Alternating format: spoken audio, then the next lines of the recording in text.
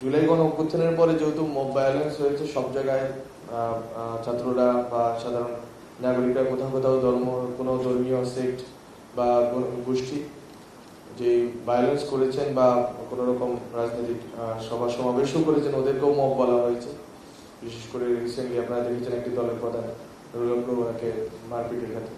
তো এটা মানে ন্যারেটিভটা যেটা আছে আর কি।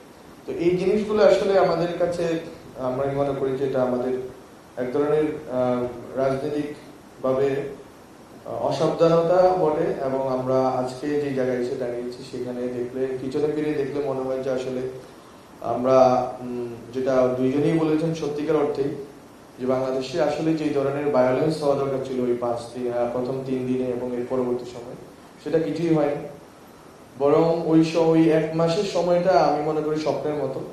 ওই 1 মাসের সময় বাংলাদেশে আর কখনো যদি ফেরত আসে হয়তো আর আমরা যে ভুল করেছি সেই ভুল আর তার করবো না, বা বাংলাদেশের জনগণ আর এই ভুল করবে না।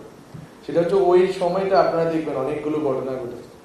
এক হচ্ছে কোনো আইন শৃঙ্খলা বাহিনী নাই, কিন্তু বাংলাদেশের মানুষ নিজেদের নিরাপত্তা এবং সাধারণ মানুষের নিরাপত্তা, ইভেন যারা আওয়ামী লীগের কর্মী ছিল তা বা হিন্দু ধর্মাবলম্বী ছিলেন বা অন্যান্য সংখ্যালঘু, তাদের নিরাপত্তা নিশ্চিত করেছেন নিজেরাই আইন শৃঙ্খলা বাহিনী ছিল। আমাদের জায়গা থেকে আমাদের অনেকগুলো সংকট আছে, সংকট ছিল, এবং আমরা এখনো ওই সংকটের ভিতরেই আছি। আরো সংকট সামনে আসতেছে, এটা খুবই মানে অপ্রকাশ্য না যে আমরা দেখতেছি না বা কেউই দেখতেছি না, সবাই দেখতেছেন যে আসলে কি ঘটনা করতে যাচ্ছে। এবং এই মব ভায়োলেন্স থেকে শুরু করে আরো অনেকগুলো ন্যারেটিভ আমাদের আন্ডার আওয়ার ওয়াচ, এটাই আমাদের জন্য দুঃখজনক।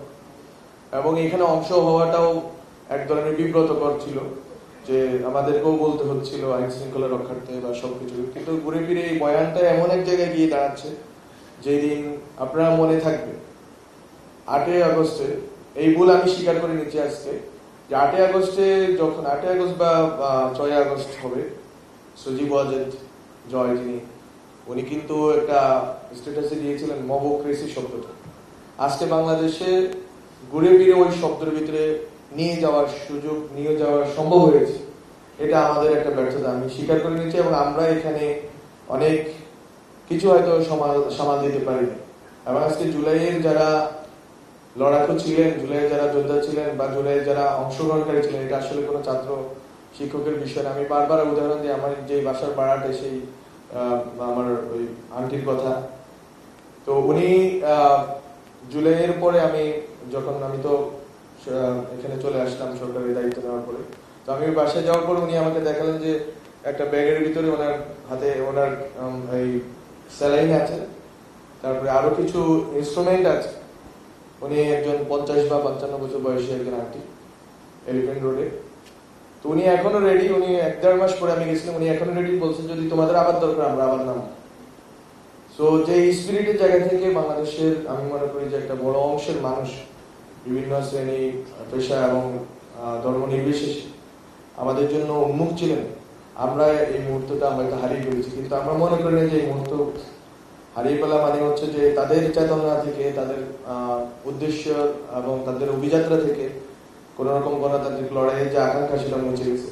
বরং আমি মনে করি যে এটা আমাদের আত্মসমালোচনার সুযোগ শুরু করা দরকার, কারণ আরো সামনে লড়াই সমাহত এবং আর লড়াই আসতেছে। আত্মসমালোচনা এই জন্যই করা দরকার যে আমরা আসলে স্টুডেন্ট লিডাররা যারা আছি বা যারা রাজনৈতিক নেতৃবৃন্দ আছেন, তারা কি আসলে জনগণকে ব্যর্থ করছেন না? যেই জনগণ, নট পিপল অর্থে জনগণ, যেই জুলাইয়ের যে লড়াকু জনগণ, বিপ্লবী যে জনগণ, এদেরকে আমরা ব্যর্থ করছি কিনা, এই আত্মসমালোচনাটা আমাদের করা দরকার।